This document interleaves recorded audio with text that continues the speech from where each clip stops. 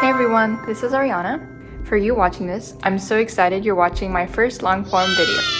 So the first tip I would highly recommend is to break hard tasks into small manageable chunks to beat procrastination. So what this means is if you have trouble getting started on an assignment, you can just focus on opening your laptop, signing in, and opening up the page.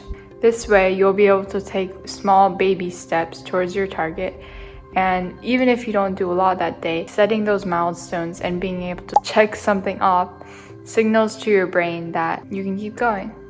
The second thing I highly recommend is geared towards if you're feeling burnt out. If you're feeling more burnt out than usual, you can spend the day going cafe hopping, spending time in nature, just doing something completely new. This kind of helps your brain reset. And even if it might be kind of hard to just get things rolling, it really does help a lot. So something I like doing, I'll take my dogs to a new park. That'll be able to help reset my brain.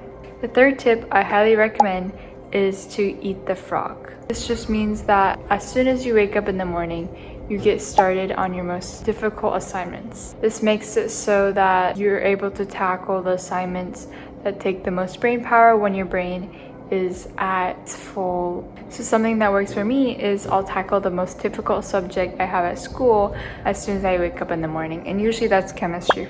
The fourth tip I would highly recommend is to trace everything you do towards an overarching goal to prevent burnout in the first place. Sometimes when you're working so hard towards a goal, you kind of forget why you're doing it in the first place.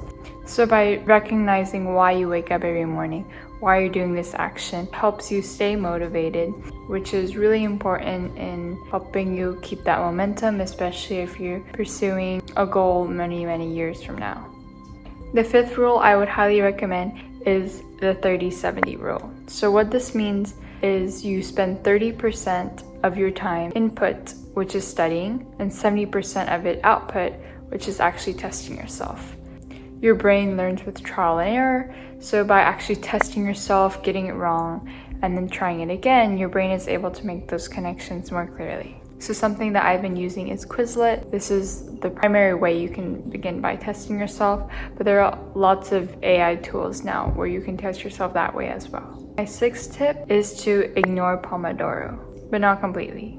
Pomodoro works for some people, but if you follow that strict 30 minutes of studying and 10 minutes of break, it might be hard to get into the zone, especially if you have ADHD. Instead, try to study for maybe an hour or so and check in with yourself and see how your focus levels are. And if you find your mind wandering, you'll know that's where your limit is, and you can set your Pomodoro methods to account for maybe an hour and 10 minutes, 45 minutes and 10 minutes, or whatever works for you. The seventh rule I'm going to mention is really popular, and that is the 80-20 rule. So this means that you spend 80% of your time invested in core subjects and 20% in other miscellaneous stuff. When you study, you definitely don't want to spread all of your time spent evenly on all subjects, especially if they're not as heavy in the test or they're just not as important.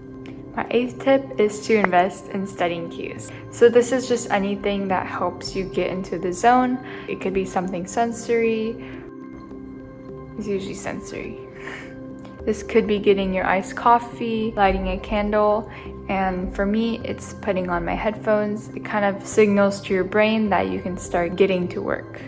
My ninth tip is to have a hot drink while you study to make things more enjoyable. I feel like when I'm studying, I feel my mind wandering to things I could eat or snack on, and something that really helps is having a hot drink in my hand so your mind isn't constantly wandering and you're still able to focus clearly without being distracted by eating.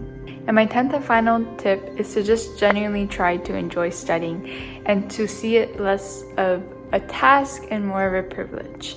When you stop thinking about that grade that you need to get in that class and you start thinking about the content genuinely for what it is, you start to enjoy it a lot more. Sometimes it's helpful to distract yourself, to just focus on asking questions to see what you can learn from this and how it just sparks your curiosity.